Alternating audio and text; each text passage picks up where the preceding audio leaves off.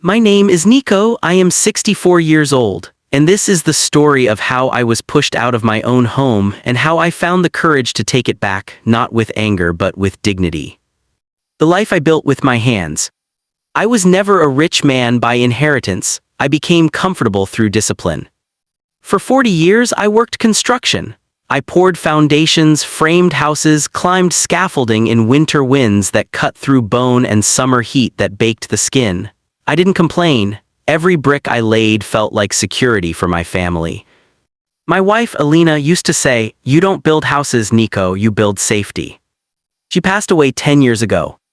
After that, the house felt too large and too quiet. The ticking clock in the hallway echoed louder than laughter ever did. Her absence lived in every room. When my son Daniel suggested moving in together, I thought maybe the house could breathe again. "Dad," he said gently, "we can help each other. Lily would love growing up with her grandpa." Family under one roof, it sounded warm, healing. So I agreed. When helping becomes habit. At first it felt right.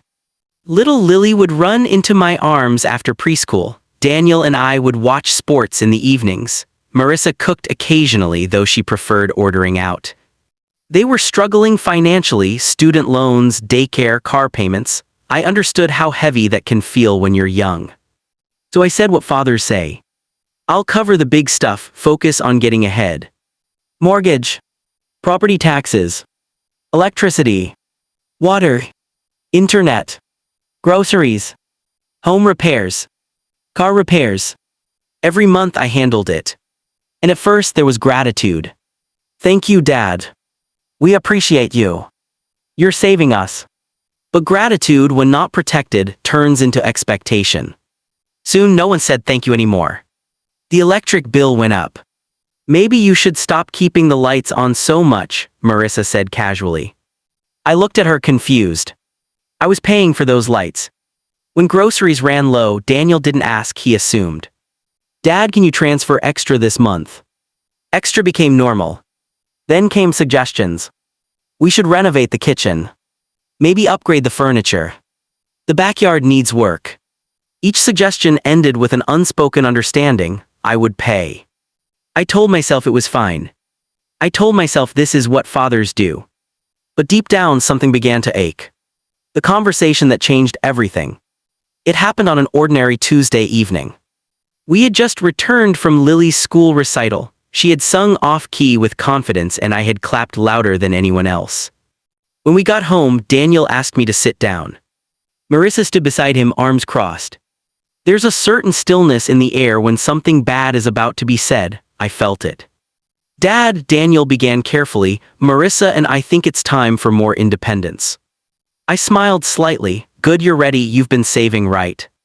Marissa shook her head. "No, we think you should move out." I waited for the joke. There wasn't one. "This is my house," I said quietly. Daniel shifted uncomfortably. "Technically yes, but our lives are built here. Lily's school is nearby, our routines, it would be hard for us to leave." My heart thudded. "So your solution," I asked slowly, "is for me to leave the house I've paid for entirely?" Marissa's voice sharpened. "You don't need all this space, you could get a small apartment, it would be easier for everyone." Easier for everyone. Except me. In that moment I realized something painful. They didn't see me as the provider anymore. They saw me as an inconvenience. The quietest pain. I didn't yell. I didn't argue. Some pain is too heavy for noise. That night I packed 2 suitcases. I folded my shirt slowly, trying to steady my hands. Lily knocked softly on my door. "Grandpa, are you going somewhere?" "Just for a little while," I said, forcing calm into my voice. She hugged me tight. "Don't forget me." I swallowed the lump in my throat. The next morning I left. Daniel didn't walk me to the car.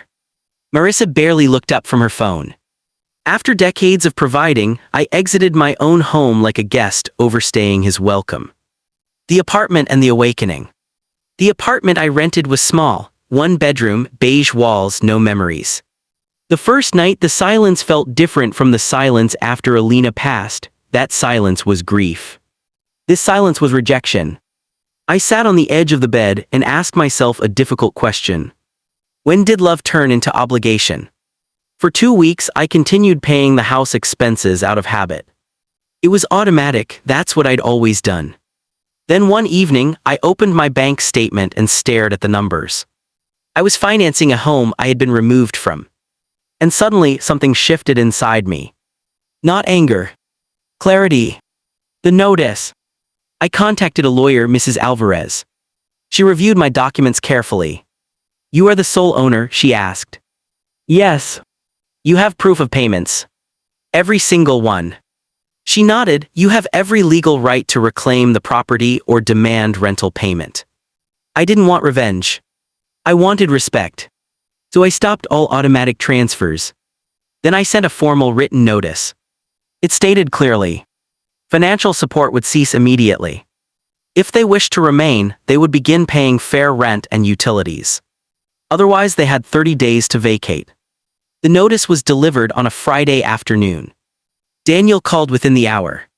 "Dad, what is this?" "It's a boundary," I said calmly. "You can't just cut us off." "You already cut me off," I replied. Silence.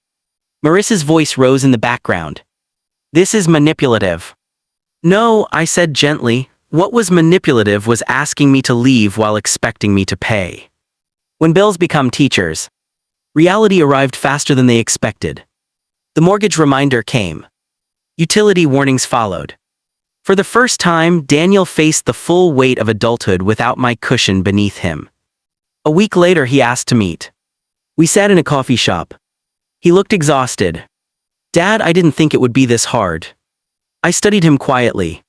"When you asked me to leave, did you consider how I would feel?" He lowered his eyes. "No. That hurt more than anything else." "I supported you because I love you," I said, "but love does not erase ownership, it does not erase dignity." His voice cracked slightly. "I'm sorry." It was the first real apology. The choice. I offered him 2 options. Move out, I returned home. Stay but pay full rent and split expenses like adults. No more free living, I said softly, no more assumptions. He nodded. 2 days later he called. They would move out. They couldn't afford the house. Returning home. Walking back into my house felt like reclaiming more than property. The walls were the same, the floors were the same. But I was different. I had learned something. You can give everything and still lose respect if you never require accountability. The house felt peaceful again. I stood in the living room and whispered, "Elena, I finally stood up for myself." For a while Daniel kept his distance. Pride needs time to cool. Then one Sunday there was a knock. A real knock. I opened the door. Lily launched into my arms. "Grandpa." Behind her stood Daniel. "Dad, I was wrong." His voice trembled. "I confused your kindness with obligation."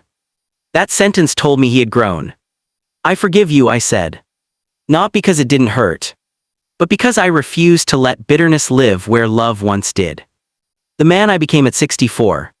At 64 years old, I learned that generosity without boundaries becomes self-neglect. I still love my son. I still adore my granddaughter. But now Daniel pays his own bills. When he visits, he knocks first. That small knock carries more respect than all the years of silent expectation. And sometimes, when Lily runs through the hallway laughing, I remember why I fought to come home. Not for pride. Not for control. But for dignity. Moral of the story. Love your family, support them, help them rise. But never confuse love with surrender. Generosity should be appreciated, not assumed. Kindness should be respected, not exploited. And dignity should never be negotiable. My name is Nico, I am 64 years old. I paid all the bills. I was told to leave my own home. So I sent a notice. And in reclaiming my house, I reclaimed myself.